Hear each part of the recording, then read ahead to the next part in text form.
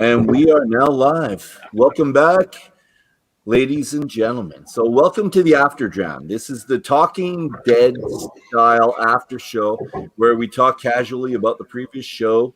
The date's April 4th, 2020. I don't know how many days we're into the COVID time, but maybe it's COVID days we're going to start counting in a bit. We're talking to Davin. And this is the book that we were talking about today. My wife's trying to help me again, so I don't cover the name. There we go. How's that? So Canadian Whiskey, the New Portable Expert by Davin de Kergommeaux, and he's down below us, and we'll be talking to him for as long as he wants to stay with us tonight. And it's an enjoyable time. It's a little quick intro. We're going to do this again, a quick intro. And if you change your dram, just tell people the new dram you've got. So I'll start with Davin right here. Click. There we go.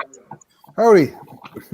Davin de Kergommeaux. I wrote that book, and I'm drinking Alberta Premium Dark Horse. It's about my fifth one. Excellent. Tonight. Started from a new bottle.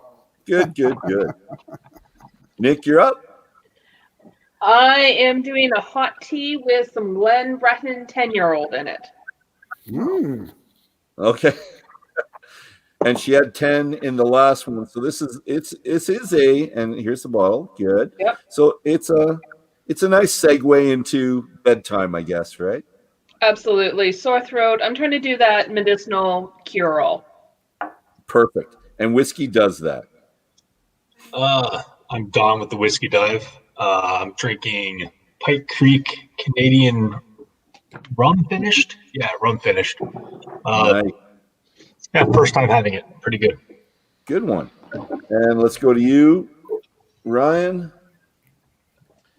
Well, I'm going to stick with the Gibson Finest 12. It's been doing me really well so far.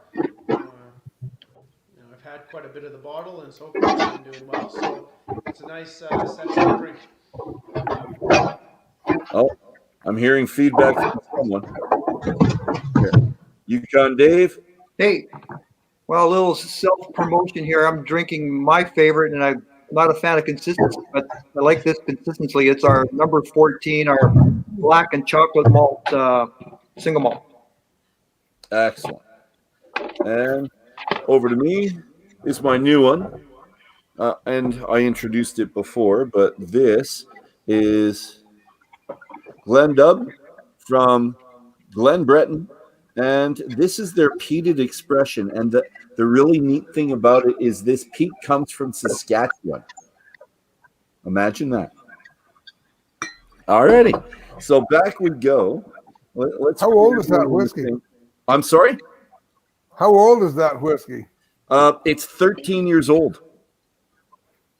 So they were using Saskatchewan peat 13 years ago. Yep. Well, and this came out, I think, initially 4 or 5 years ago. Time speaking with Davin, we can put people on. Oh, someone's got their. That's me. I'm gonna mute Yukon Dave for a second, guys, and there we go. So I think he was showing our previous thing or looking at our previous one on YouTube. Dave, just give me the thumbs up when you're good to come back on. You're good? All right. There, you're back. So, I love my people. Fantastic. So I do want to ask a question that I didn't get to ask last time. And I was going to say thumbs up and thumbs down from people as well. But I'm really asking Davin this question.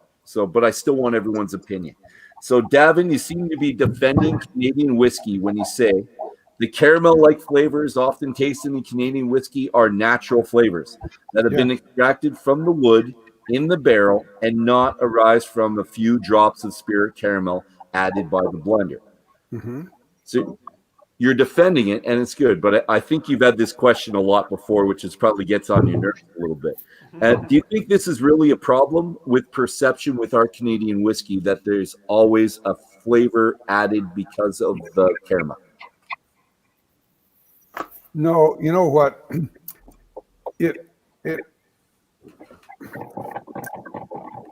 Most whiskeys almost all whiskeys in the world have a little bit of spirit caramel added to adjust the color. If you taste just the spirit caramel, which I have with me, Yep. see, right here, this E150. I like that. I got to get a bottle of that too to talk about it. Yeah, it is extremely bitter. There's no sweetness to that whatsoever.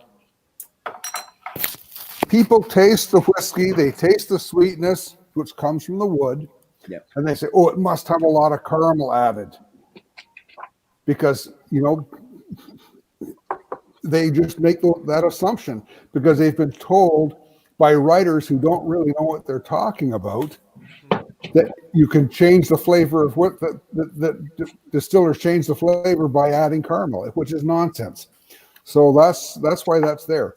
When they taste the whiskey, one of the first things you taste with Canadian whiskey, it's either butterscotch or barley sugar or caramel or toffee or something like that. And people then just say, they've heard from so-called experts that adding caramel is bad for whiskey, and so they automatically dismiss it. So I put that in there so that people would know that this is not this caramel thing. I can't understand. For so many years we just loved our whiskey, loved our single malts, loved our Scotch. Then somebody said something negative about caramel, and everybody just bought into it. And it was like I just don't understand it. I just don't get it. Who started writing about it? Maybe it was really influential because I don't know when that started either. Yeah. But I think you're right. People don't understand that, but don't like in the book, you talk about or there's talk about putting wine into whiskey. There's talk about putting sherry into whiskey. Mm-hmm. So are people getting the caramel color and the cherry and the wine mixed up? I don't think so. I mean, the Scots add sherry to their wine. They add wine to their whiskey. They add wine. They just do it a different way. They soak it into the wood and then let it soak back out into the whiskey. So it's really no different. I mean, you got 6 or 7 liters of wine soaked into the barrel. Those staves are very dry, and you put wine in it, they just soak it right up. So at a distillery tour here in the province, one of the cool things I saw was the big tote that said on them flavoring additive #1 on them. I wonder what it was. Well, that's what we were kind of scratching our heads because we just found it really interesting when the totes just, we're on a tour and the totes happened to be there. And I don't think anybody else really noticed it other than a couple of us brewers. I wonder if that was for whiskey or if that was for something else, maybe making, cordials or liqueurs or something. Yeah. No, because in Canada, you're not allowed to add flavoring other than wine or mature spirits. So prune wine? You can add prune wine, yeah. Yeah. That's the one from back east that I know of firsthand from, yeah. Mm-hmm. You can add prune. Already. Of course, in the United States, they're allowed to add flavoring, and they can add anything. The only rule is as long as it's not harmful. They can add up to 2.5% flavoring, any artificial flavoring. They can use chemicals from a flavor lab that are hugely potent. So people don't talk about that. When people talk about American whiskey, they always talk about bourbon. And, that's only one of 35 different kinds of whiskey they make down there. But, it's the one that kind of there's porter. Everybody talks about, Holy crow. And That's a beautiful dog. All right, and this goes kind of with Don's quote that he had before. This was controversial question number 3, or possibly controversial because I didn't know how controversial it actually was. Do you agree that distilling is a science and that blending is an art? Oh, for sure. I think blending's an art. And when I had it explained to me, distilling was a mechanical action, but you need to have a pretty good guy running the still. Guy's got to have an nose. You figure? Yeah, well, you don't want me running the still, that's for sure. I'd do it. Well, I agree with Dave. Just in experience, you get to learn how to adjust things just to be just so, and you do it off of gut feeling. So I think the whole process is an art. As much as you and I can follow the same recipe, and Dolph, we've done this with our extra special bitter beer that we made. Yeah. They came out different. So I think the whole process is very much an art. And we made one right after the other. One right after the other, and they tasted different. Like, Yeah. okay. See, I kind of like Ryan's answer for that. Like the whole process is the art, because when you're reading the book, Davin mentioned that there, I think it was Hiram Walker. Please correct me if I'm wrong, but they would have a distiller and the blender have a conversation about what they wanted to attain well before they even started the process. They'd revert back to their library of cataloged spirits and then try and create something that they wanted to replicate later on. So yeah, the art, kind of starts in the very beginning, but then again, art and science has always gone hand in hand. Yeah. They're just two parallels on their entire, journey. Well, science is the structured, rigid path, and the art is where it meanders along the path. Yeah.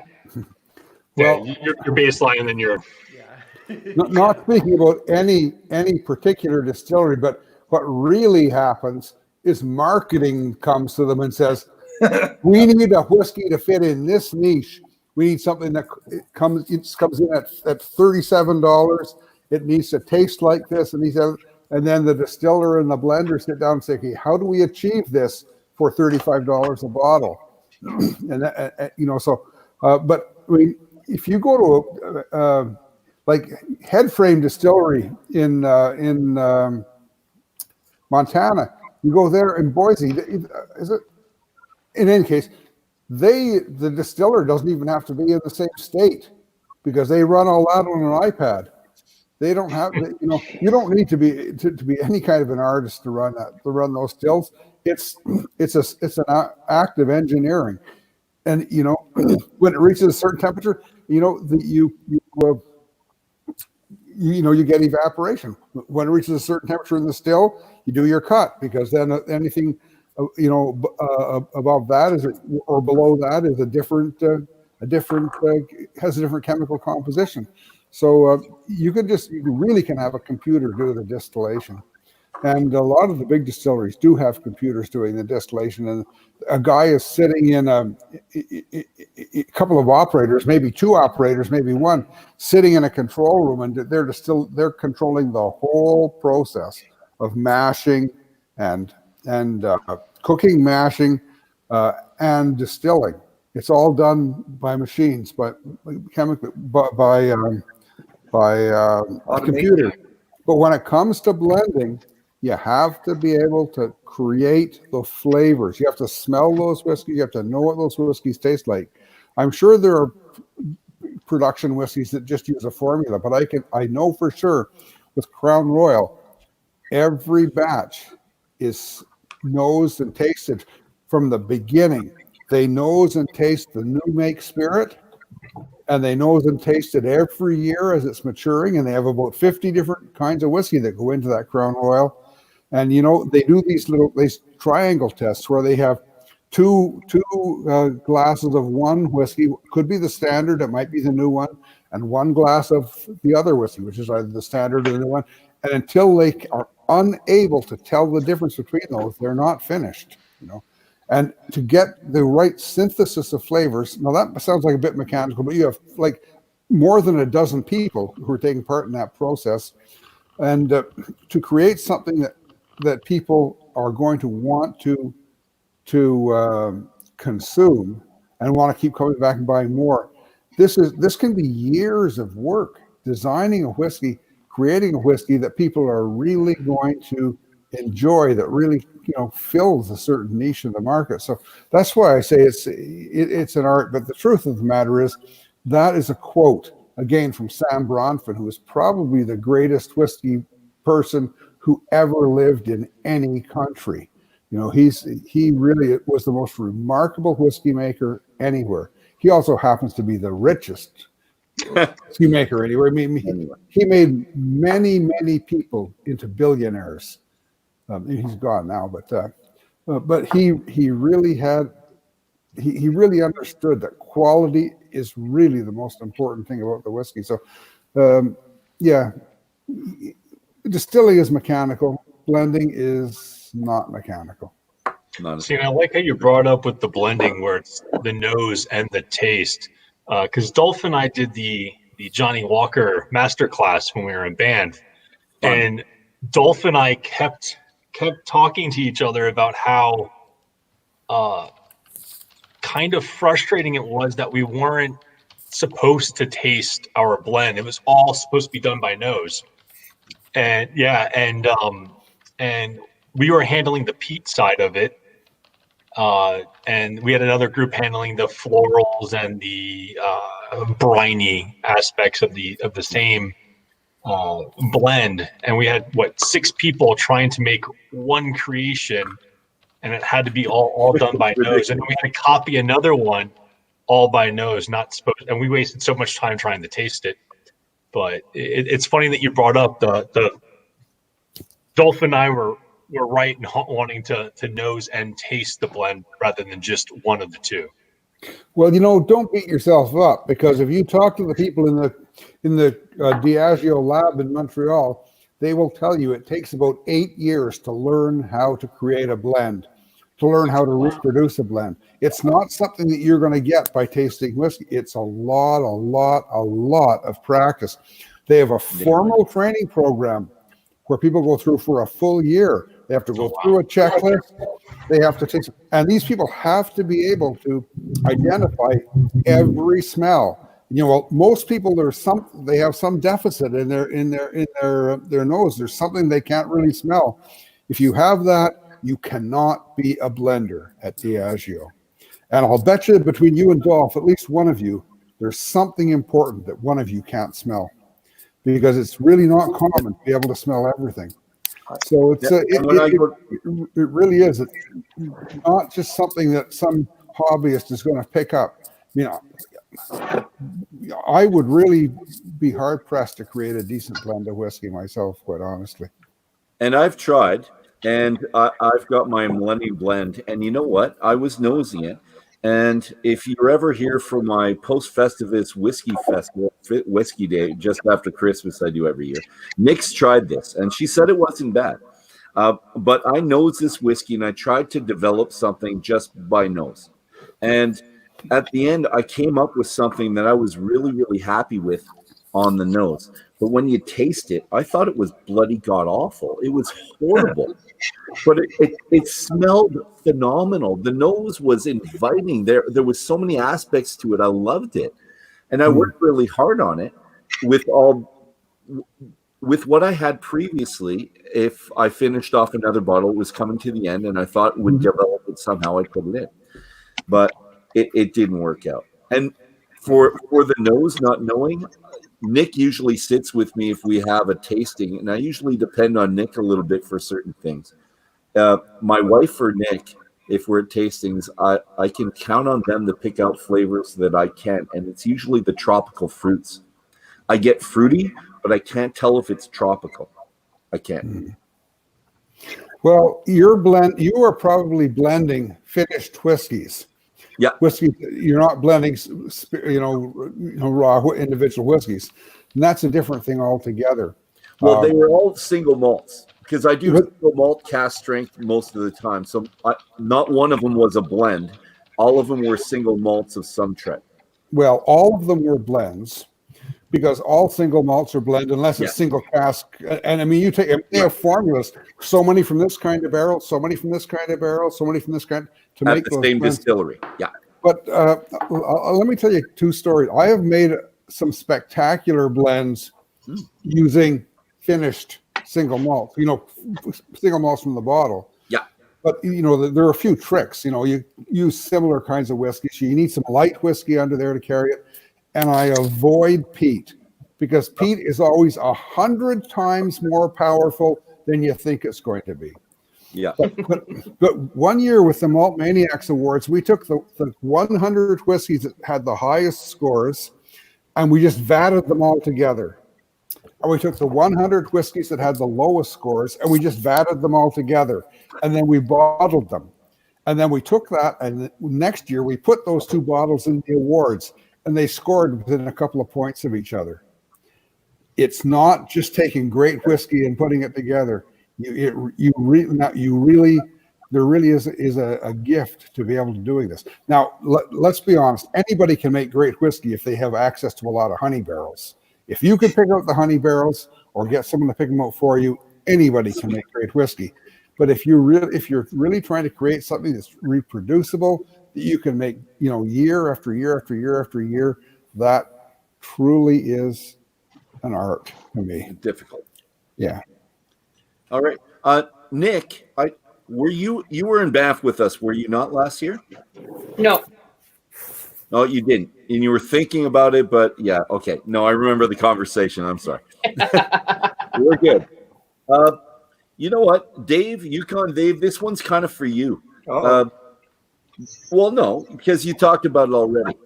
Davin refers to flavoring whiskeys. And as a side note, when I read that word for the very first time, I didn't think of what he was describing. I was thinking of a whiskey that you would use to actually make a flavored whiskey. So like something that you would add apple to, or Spice, some type of rum. spice, or rum or hops or something like that. That's what I was thinking of, but it's not. So I'm wondering why we don't usually use or refer to the terms base whiskeys and flavoring whiskeys more often. And you talked about that in your facts you like. So I'm wondering why we don't. Is it because we don't talk about blends as much, possibly, or how they make blends? I don't know.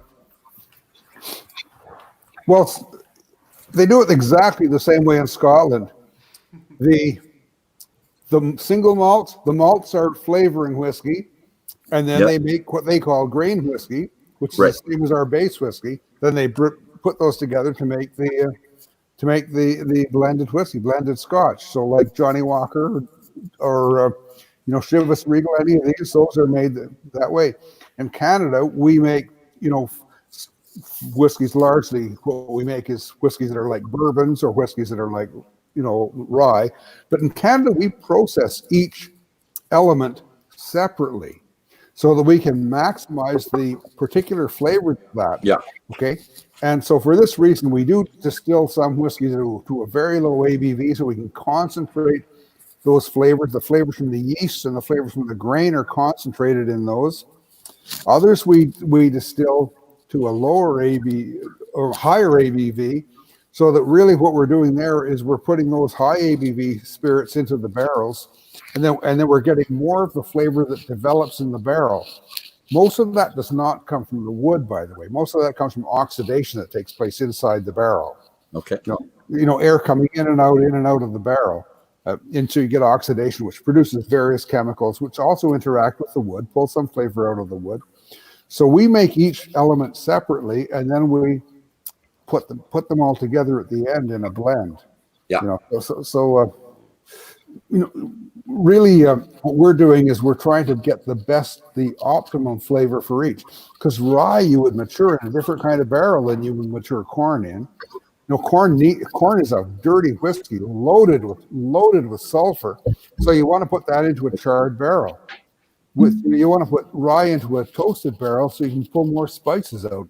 Get the spices out of the wood. So that's that's the reason to make it that way. Yeah. I'm going to add something to that. And Davin, I'm looking for you to correct me because I'm getting this directly from your book. So Dr. Don blends his mature bases together. So he bases together, blends his mature flavoring whiskeys, and then he blends those two individually again and he marries them together into another barrel. Is that what he does? Well, I should say that Don was working in the lab figuring out how to make yeast produce more alcohol at the time I wrote that book. And that said that David Doyle does that, because David Doyle was the master blender, and he told me that that's what he does. He blends the base whiskeys in one batch, and he blends the flavored whiskeys in another, then he brings those together. So David Doyle left, and he was replaced by Don Livermore. So when I updated the book, I put in Don Livermore's name because he's doing it the same way that David Doyle did, and the way that Mike Booth did it before David Doyle, and going back and back.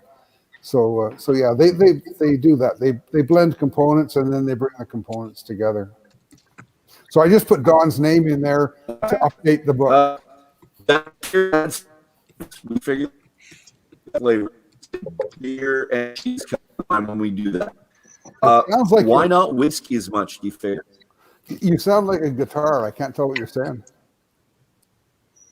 Oh, I'll do it again. So, bacteria adds flavors to whiskey. No, bacteria adds flavors a little bit to whiskey.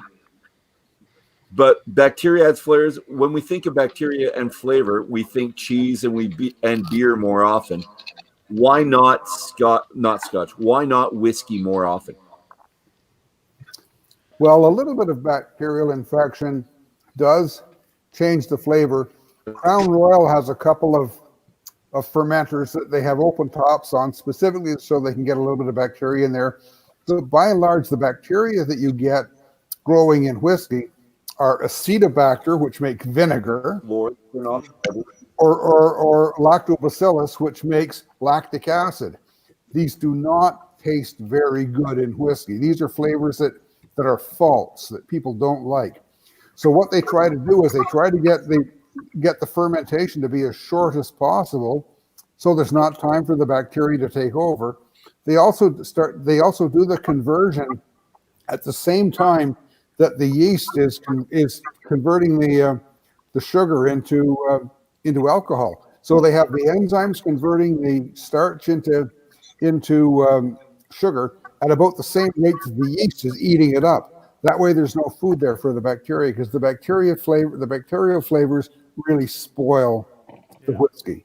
These are not bacteria that make good flavors. This is not like Roquefort cheese or something like that. All right. Well, I got a comment on that. I asked that question of our distiller, Al Hansen. Yeah. And Al said that we ferment, basically takes us 7 days to ferment out. And as long as there's good fermentation going on, there's no worry for us about bacteria getting involved. Well, I'm sure that he's correct. What they have done, one of the ways they have tried to eliminate bacteria in the fermentation process is through scrupulous cleaning of the fermenters.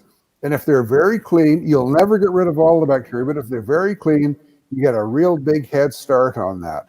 And I know that some of the Scottish distillers, they'll ferment for 7 days because they get a nice fruitiness. Yeah. But in a production distillery where you are making a lot of whiskey every day, a shorter fermentation, it gives them more alcohol, of course, but a short fermentation prevents off flavors that they then have to deal with maybe 15 years down the road. So yeah, there's some microbreweries that just open up to the open air, and whatever yeast happens to fall into their process is what they use. Do they do something similar like that with whiskey? Well, I think if you're making very small batches, you can do pretty much anything you want. I think that, it works in Belgium because they've been doing it for hundreds of years and they've got good yeast cultures there. It's the same as using natural yeast for fermenting wine in France. It works really well because, they take the leaves and they put them back on the fields afterwards or in the vineyards. So they've over hundreds of years developed populations of yeast that work very well. If you're running a commercial distillery, you don't really want to take a chance with with whatever yeast or with bacteria. Some yeast really is foul, really does not taste very good. I mean, Seagram's did an experiment where they collected hundreds of different kinds of yeast, hoping to find one that would produce some interesting flavors. Now, they collected these yeasts in Manitoba and Quebec. Most of them, none of them ever turned out to be worth pursuing. They did ferment them, and they got really horrible flavors. Well, it comes back down to the fact that we want the consistency in all the barrels, in all the bottles. Right. So you're removed from having that creativity because people want to buy a bottle that they've already previously experienced. So it takes away the nuances of changing a bottle due to different changing the factors.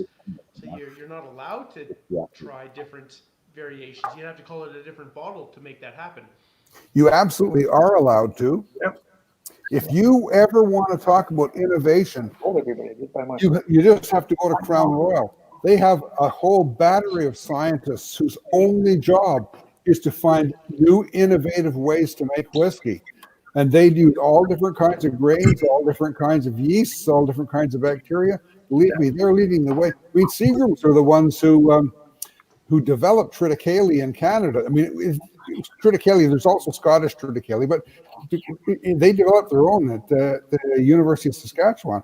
And, it doesn't take away creativity at all. But when you are producing a product that you're selling, like thousands of liters of this thing over and over and over and over again, when you're selling millions of cases, 9-liter cases of the same product, you don't want to change that recipe.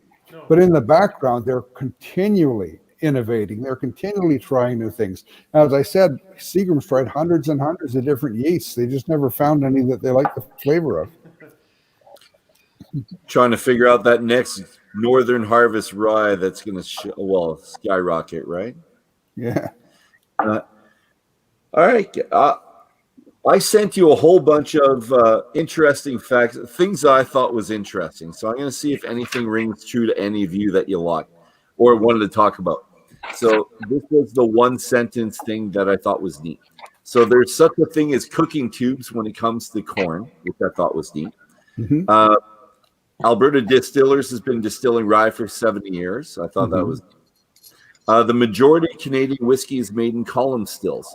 Now, I should have understood this and known this, but I didn't think about it because every distillery I've been to in Canada, where it's all been a column still. But I kept thinking of ourselves, I think, as they do in Scotland, and you just think pot stills, I think. Or that's what always came to mind. Yeah. So that was me. The majority of Scotch is made in column stills. Far and away the majority of Scotch. 90% of Scotch is made in column stills. Yeah. Or more. But they don't talk about that as much. They don't talk about the massive stills they have. It's not as sexy. In the South. It's not sexy. It's not. But they do produce the base of a lot of whiskey and all the blends. And again, blends is still 90% of the market, right? So but people don't know that almost every Canadian distillery, major distillery, also has pot stills. They have pot stills. They just don't talk about them. For their flavoring whiskeys, right? Yeah. You also can make flavoring whiskey in a beer still. Sure. Okay. Yeah.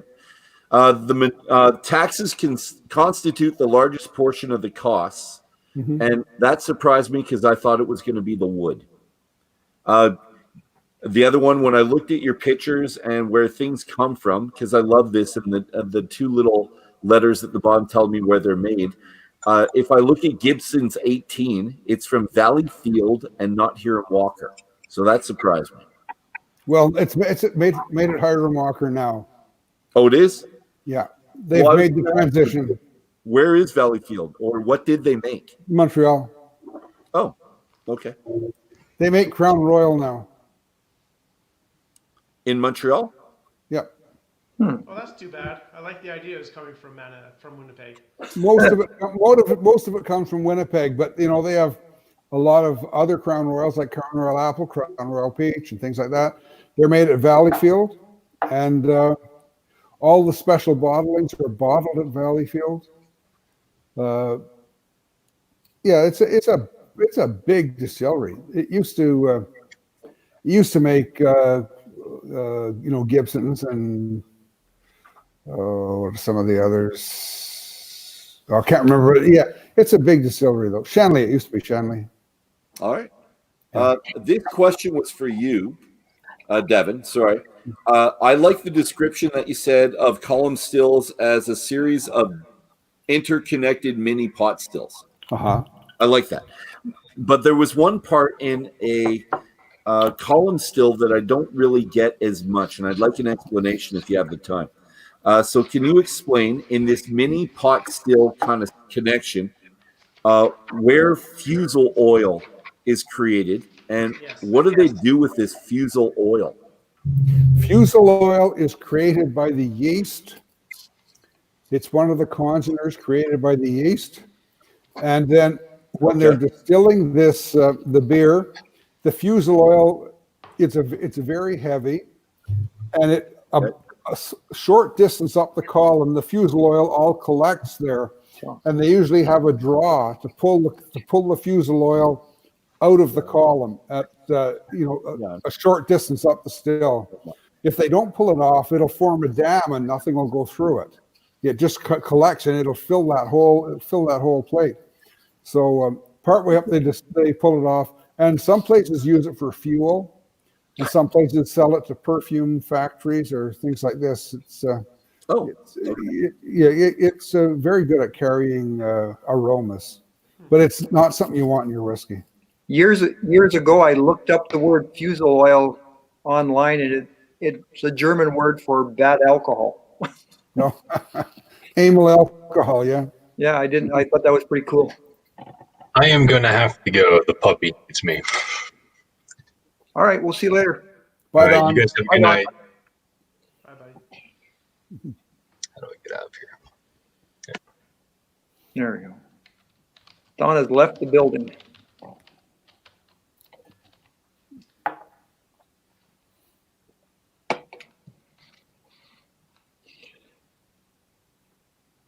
Sounds like we're done. We're still good? Yeah.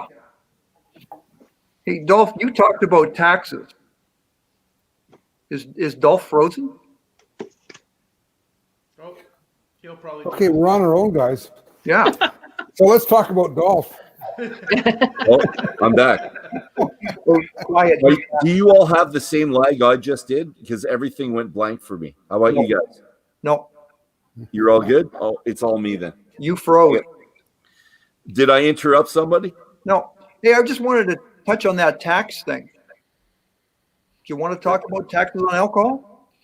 Please do. Oh, and the whiskey dive had to leave. Yes, he had. All right. I'm going to add one more to our stream because we have Kent, Mr. Hughes, finally getting back in. He's been waiting to get in here all night. So, Kent. Not really waiting, just enjoying the show. Kent, everyone else knows Kent. So, Hi, Kent. But Devin, you've never met Kent. He's also part of the Alberta Scotch Society with us. Okay. Hi, Devin. So, sorry, Dave, go ahead, buddy. Yes. Well, you talked about taxes being a big percentage of the cost of the alcohol. It's funny to see how taxes are applied across the country. And I can speak for Alberta because every bottle of whiskey in Alberta has roughly basically $13.80 in tax. And that's not bad. When you go to BC, I know this for a fact, that a bottle here that has $13.80, when it shows up in BC, it goes to $38 in tax. Oh. And I wonder when they come here, they buy a lot. Well, like, and I hate to do this, but I beat up on a certain vodka all the time because when they sell it for $19 in the store, I tell people the first $13.80 goes to tax. Then they got to make it, ship it, sell it. Stores got to buy it and put it on the shelf and that kind of stuff. So that's really cheap booze. So I look across the country and the taxes in other provinces is just outrageous, other than cheap booze. Cheap booze is a good buy in other provinces. It's not so good. Taxes are outrageous. Yeah. Yeah. And they just went up a couple of days ago. Oh, where? In your area? No, everywhere. Federal excise tax just went up on the 1st of April. It goes up every year automatically without them even talking to Parliament about it. Well, that's one that they slipped in, was it a year ago, that they've got an escalator in there. And It so was more than a year ago, and yeah, they snuck it in. Yeah, they snuck that in, and most people didn't notice it, but I know the brewers and all the rest of us guys making alcohol saw it. Yeah. But yeah, the I tax. know I can go down. Yeah, I can go to Mexico and buy a 1 liter of Kahlua for $12 Canadian. So you think about it, it's around what, $38, $39 here in Alberta? Well, I was in Nevada, and a liter and a half of Glenmorangie was $60.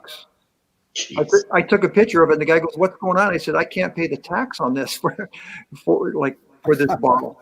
There was Go some, to Texas and you can buy Scotch for $12, $13, $14 a bottle. yeah, there was a liter and a half bottle of some Canadian whiskey that was $24. Wow. Unbelievable. So, well, yeah, the tax in the States is so much lower. Well, it depends, because when we were talking to Don last week, he was saying that he was spending, what was it, 26% extra tax above the rate that they gave him. Oh, really? Anyone remember? I think it was 26. Well, I think the Americans. Trump has put a tax on whiskey coming from out of the country now. Yeah. That's on hold right now, listening to the last Whiskey Cast podcast. That's on hold with just how everything is blown up. But they were talking about there's also some different taxes and some tax relief for the smaller distillers in the U.S. as well happening right now, because they were looking at a tax increase very similar to what Canadians were getting hit with here. And distillers were saying, if this happens, we're going to lose a portion of the distillers out there because they can't keep up with the taxes. Alrighty. Yeah. I've got my very last question for Davin, and I had a lot of them. Obviously, you guys saw that. There were a lot, and I'm sorry, but the technical stuff, I kind of like to geek out on it. But this is it, Davin. You explain why the distiller would distill the spirit to 94%. He brings it up to 94, but then he has to water it down to get it to 65, 70% to get it into the bottle. Mm-hmm. Why would they? Barrel. And the barrel, not the bottle. Yeah. And I liked your explanation. If I could have it on the air, I think it'd be good. Well, as I said, when you're making Canadian whiskey, they do make each of the different components separately, and they treat each one differently to emphasize the particular flavors that you're going to get from that. So that's why we do the rye separately, distill it separately, and so on. As well, there are some flavors that you get that are created in the barrel that come from the barrel or come from oxidation taking place in the spirit. And for that, you don't want a lot of other congeners interfering or with that process or overriding that process. You want to really be able to work with those flavors from the wood and work with those flavors that develop over a long period of time through oxidation in the barrel. So what you do is you distill to a fairly high ABV, 94% perhaps. And by the way, I think it's just about impossible to get it to 95%, even though people say they do. You have to add, I think, benzene to it if you want to get it to that, and then it becomes poison. So anyway, No, thank you. yeah. So in any case, what they do is they distill it to a high ABV, so a lot of the congeners are gone, and what they're putting in is mostly alcohol. Now remember, I said you can have parts per trillion, parts per billion, parts per million. You can still taste. You put this in the barrel, and then you get that different interaction with flavors that are created in the spirit and from the wood. Then you can blend these together later with the heavily concentrated yeast and grain congeners that are in the flavoring whiskeys. But why do they add the water back to that? Well, it's very simple, because oxygen and ethanol don't really interact very well. You need a mediator for that to take place, and the mediator is hydrogen peroxide. And you need water in there So the oxygen reacts with the water, creates hydrogen peroxide, which Yeah. then reacts with the alcohol to create all these other congeners that generate a lot of those elegant flavors that you get with Canadian whiskey. And you get some of these, like some of the high esters. Sometimes you smell nail polish or something like that. It smells really good at low concentrations. You need some water there, so they put it up to 94.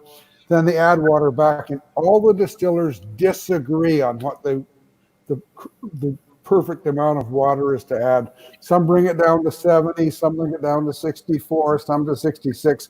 Obviously, they want to add as little water as possible because they don't want to have barrels full of water taking up real estate in their warehouses.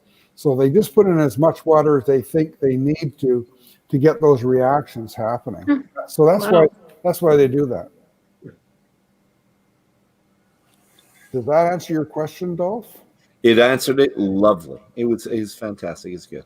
My wife had the same question. I was trying to explain it to her, and I think maybe she gets it better from you. She's listening in the other room, so it's always good to have an expert on hand, Davin. Thank you very much. And I find it surprising to hear stuff like hydrogen peroxide being in whiskey. It's not. Well, It's just I will. It's just a mediator in the process. Yeah. Now, Davin, I'm not rushing you, but I know it's 2 hours later for you in Ottawa. We didn't really hear a lot about your new book and how's it different.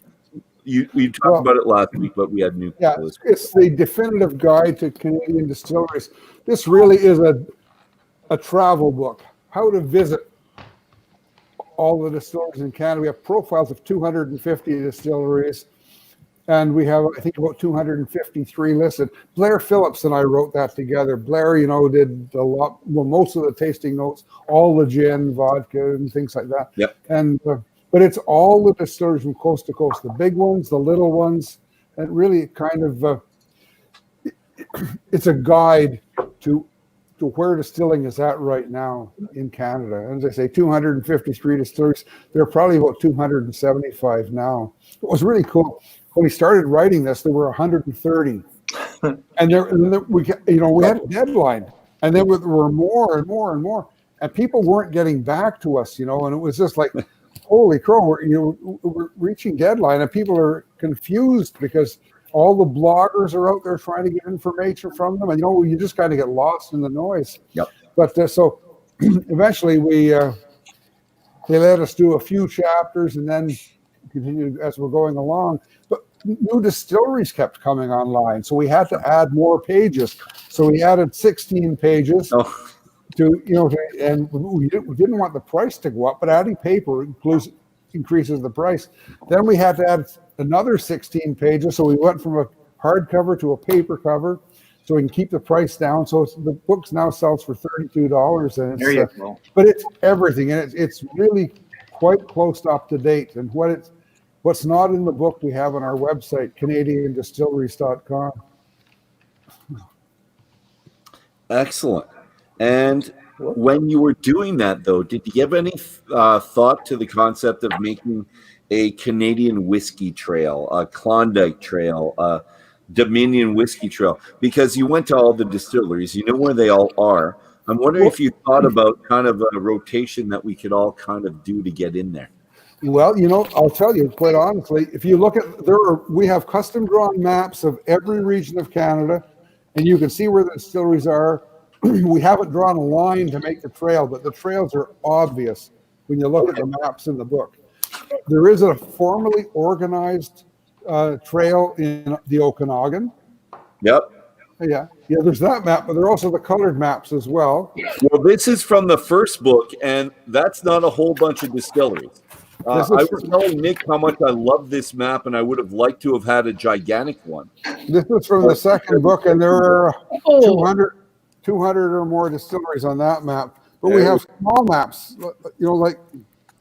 like there's a map of of British Columbia, okay, with all the different distilleries. Like you can't see it, and it's in color. So you can see all the distilleries on Vancouver Island. You see all the distilleries in the Okanagan. You can see all the distilleries in Vancouver, and you can easily plot your routes from that. And we say, whatever distillery you're at, we tell you where you should go to next. What's the closest distillery, no matter what direction you want to drive. So we have the closest one that way, the closest one that way, the closest one that way, whatever.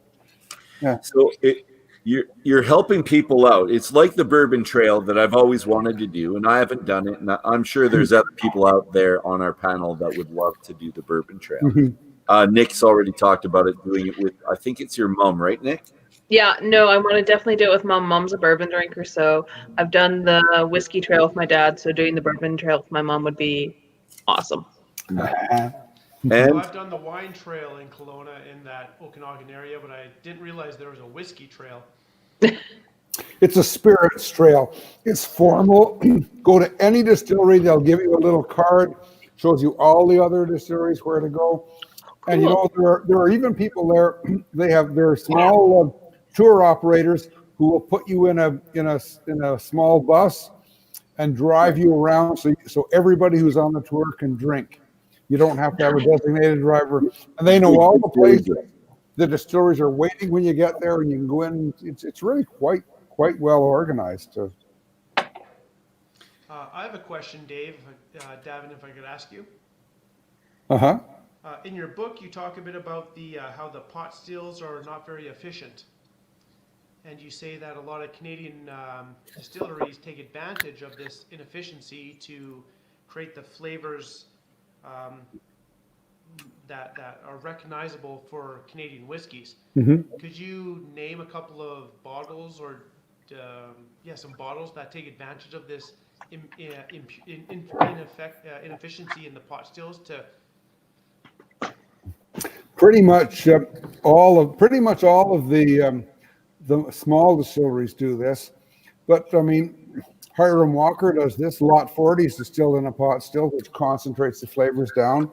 Crown Royal does this. They have, I think, a 90,000 liter pot still in Montreal, and they have, I think, a 70,000 liter or 80,000 liter pot still in Gimli. They concentrate flavors. They make bourbon, and they make what tastes like American rye. They also have a coffee still, which they use there. They all, pretty much all of them do it. Highwood does. Oh, the pot still at Alberta Distillers, it's really cool because the health and safety people have made them cover it with this fiberglass batting, and it lies on its side. It's not like up and down like the Scottish ones. It's on its side. It's like a big tank, but it's a pot still. But it's wrapped in this silver, fiberglass, with metal on the outside. It's kind of interesting. So pretty much any distillery that you taste in Canada, you're going to get some pot. Pretty much any whiskey dish, you're going to get some pot distilled whiskey included in that. Okay. Wow. Good answers. Information. Ladies and gentlemen, whiskey brothers and whiskey sisters, it's been a fantastic night. I know some of us will hang out a little bit after this, but I'll wrap up our live program. We've been going for 53 minutes and 30 seconds almost. And Davin, your throat's going to hurt tomorrow morning. You're going to wake up and I'm sorry. I'm sorry for making you talk so much. I'm going to think I have corona. So I'd like to thank our whole panel. And so Nick, thank you very much. Ryan, Yukon, Dave, and there he goes again. And after him is Alberta Society. I think. You sound like Justin Bieber. Yeah. Good. And I don't know if Doug's watching in the States right now, but I'd like to thank him very much. We're going to thank everyone that's watched us tonight. And it's great to actually branch out. And I know people are thinking this is a thing, but I'm in fact an extrovert. I need to reach out, and you guys help me reach out to other people and talk and keep my sanity. So the people out there that are watching. Hopefully we're doing the same thing for you. And hopefully we get to be there for you in the future next Saturday. And again, next Saturday, we're still talking about this book right here. Session 3. I'm Dolph Shaw, I'm president of the Alberta Scotch Society. Davin's going to be here next week for sure. Dr. Don Livermore is going to be here. Mr. JP Wise is himself, and we'll try to ask him some pointy questions as well. We'll see if we can do that. So Saturday night, 7 o'clock Mountain Standard Time, 9 o'clock if you're in Ottawa. I'm sorry, Davin. I'm keeping you up late. And any closing comments for anyone? We're going to meet each other on April 11th, 7 o'clock. We'll do the same thing. We're going to have the Alberta Scotch Society and Friends Whiskey Book Club. Then we're going to have and I'll look at the After Dram again. I'll remember that for one point. Panel, stick around when we're done if you want to keep talking. I know a couple of us will be up for a while. But is there any closing comments any of you would like to make before we sign off? I do. Reading this book again as we're sitting and meeting with Davin and having his additional information, it brings it so much alive. It makes it so tangible and highlights how important Canadian whiskey really is. And I think sometimes it gets lost, and it's cool being able to do this. And I can't thank you enough for your time and your knowledge. It's amazing. How kind of you to say that, Nicole. Well, I really enjoy it, and I appreciate that your first book was my book. The first book for the book club was my book. I appreciate it. It is the inaugural book. It'll always be the first one, Davin. And Nick, that was really well said. Thank you. I agree. Yeah. It was a very well-written book and a lot of fun. I read every night, and I actually kicked out of the normal series that I'm reading just to read your book for this. Oh, I'm very flattered. That's hard to do. Well, considering that the author I'm reading right now has like 180 books in his collective and is world-known book writer, you're up against some stiff competition. Okay, well, I'm changing your name. You are no longer Whiskey Ass. You are Whiskey Awesome. Thank you. Perfect. Ladies and gentlemen, actually, anyone else? Good question for you. Are you going to be in Banff if it runs this year? I think that Blair Phillips is going to go in my place because it runs the same days as the 40 Creek weekend. And, they've made a commitment to me, and I've made a commitment to them that I will be at 40 Creek this year. So they changed it. They changed Banff by 1 week. Yes, I had every intention of going there, but then they couldn't get the facility, so they moved it by a week, and it then became a conflict for me. Fair enough. Kent, if my times are right, it's September 12 and 13. Is that right? For the Banff? Yeah, I should ask Ryan. Actually, he bought my ticket already, so yeah. I still own the $600. After that, actually. Is it the 11th and 12th? I think so. It's the Friday, Saturday. That's what I've got written in my book. I love that show because it's not like any other show. It's actually the 18th and 19th. Yeah. Because my festival place, Culture Arts Foundation tasting is on the 12th. Oh, okay. Because I've got event with a question mark, so I don't know what event that is. Yeah, that's the festival place, Culture Arts Foundation. Yeah, and then Banff is the 18-19. All righty. Well, thank you very much again, ladies and gentlemen, Whiskey brothers and sisters. We shall reconvene next week. Time to sign off again. Thank you all. Again, I'm Dolph. I'm the president of the Alberta Scotch Society. And thank you to our friends and viewers. We'll see you next week. Ciao, guys. Good night. Good night.